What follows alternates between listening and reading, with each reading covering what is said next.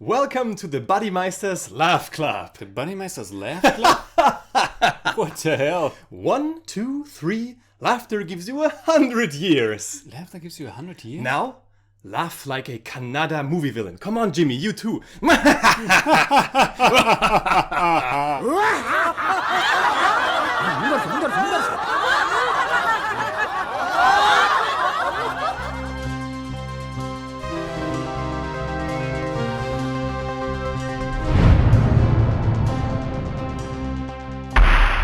Servus Freunde, my name is Jimmy Cage. And I'm Deniz the Buddymeister. Today we feature our second Kannada movie. After TT, which we both liked very much, we were incited to watch more. Right, and so we came across Godhi Banna Sadharana Mykattu from 2016, an Indian Kannada drama film written directed by Hemanth Rao. It stars Anant Nag, Rakshi Shetty, Shruti Hariharan and Vasishta and Seema amongst others. The story revolves around Hemanth Rao, an older man ailing from Alzheimer's, who after given into custody of his career-driven son Shiva, goes missing. Shiva is then forced to pause his hectic life to search for his father.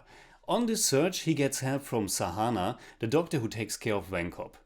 Well, and that is more or less the story of the first movie of two. Yes, kind of, because Venkop gets entangled in a kidnapping situation that includes him, two thugs, an innocent family, and a bigger crime lord in the background. It really feels like two movies in one. It takes about 40 minutes before the stories intertwine. And even now I'm not quite sure if I like this ramification as a whole. It works most of the time, and especially in the final 20 minutes or so, it's really good how we move towards the climax of it all. But it has a slightly strange taste to it. Yeah, this combination had its problems. I for one wanted to see more of Venkop in this hostage situation. They could have done more with the aspect of Venkop becoming this father figure for the gangster Ranga. He isn't doing that much, and I think it would have helped to strengthen the shift in Ranga's character. Good point. Talking about the shift of Ranga's character, what I really liked about Godhi Banna Sadharana Mykattu is that it is essentially a movie about people who lost their way, be it because of a bad decision, or they didn't know better, or be it because they are ill. And now these people try to find their way back to the right path. That's true, but I got the feeling that the overall message and direction were too clear from the get-go. Shiva is this ambitious career guy who doesn't appreciate his father anymore and who grew more distant as the years went by. And now he learns that he only has this one father and so on. Which, spoiler alert, is what happens, and it took me a long time to get really involved with this. Because the pacing was really slow and the film also felt quite repetitive. At the beginning I had this feeling too, but I was kind of surprised how the movie constantly managed to avoid becoming this run-of-the-mill soppy story about a son who finds out all these nice things about his father, because it had so many nice moments, both in the narration and from a filmmaking perspective, that kept me in it. To be completely honest, after the first half I still wasn't that hooked and I almost turned the movie off. But I'm very happy that I didn't, because I thought the second half was far superior, and at the end it added a lot of meaning and depth to the stuff that happened in the first. So you're right in that regard. I think the problem with the beginning is also that it felt very rough, almost a bit amateurish. Yes, and there were some strange edits too, and sloppy camera movements, and even a few instances where the staging of the actors really felt off. But again, the movie recovers and keeps on picking up till the end. Absolutely. The characters were fleshed out pretty good in this one. I think that plays a big part for our involvement in the story, especially towards the ending.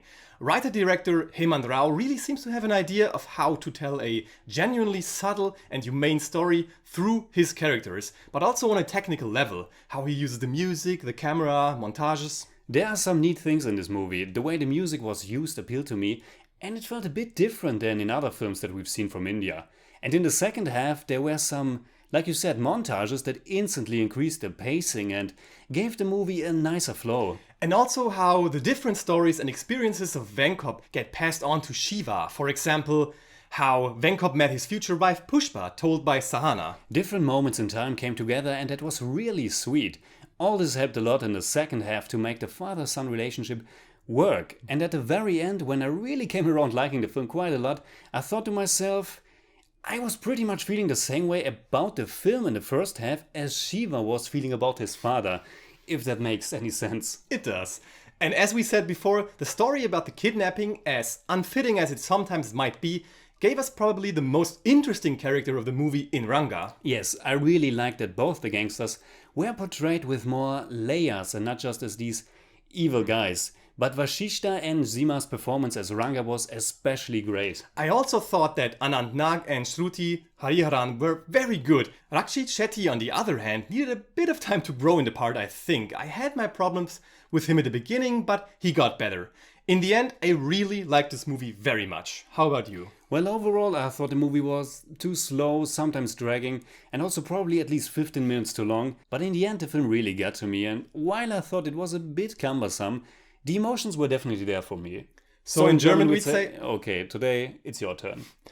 Godhi Banna Sadharana Mykattu mag für manche etwas zu schwerfällig sein und auch die Sache mit den zwei sich verzweigenden Geschichten läuft nicht immer ganz rund. Am Ende überzeugt der Film aber durch seine tollen Charaktere, die guten Schauspieler und die wundervollen menschlichen Momente. I give Godhi Banna Sadharana Mykattu 7 out of 10. It's more like 6.8, but I don't do that. For me, it's 8 out of 10. It's more like 7.7, but I don't do that either. ಅವ್ರನ್ನ ಇನ್ನೊಂದ್ಸಲ ನೋಡಿದ್ರೆ ಸಾಕು.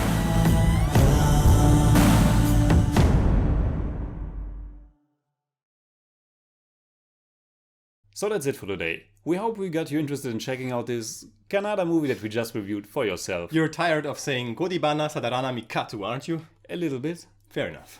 You can hit me up on Twitter, Facebook and Instagram simply at The Jimmy Cage. And you can hit me up simply at The BUDDYMEIster. And also check out my podcast, BUDDYMEISTER SCORES, where I talk about the music of film, television and video games. It's available on iTunes, Stitcher and everywhere where awesome podcasts can be found.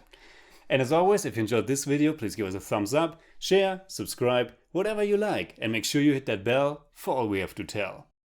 Laugh like a Kannada movie villain. Come on, Jimmy, you too.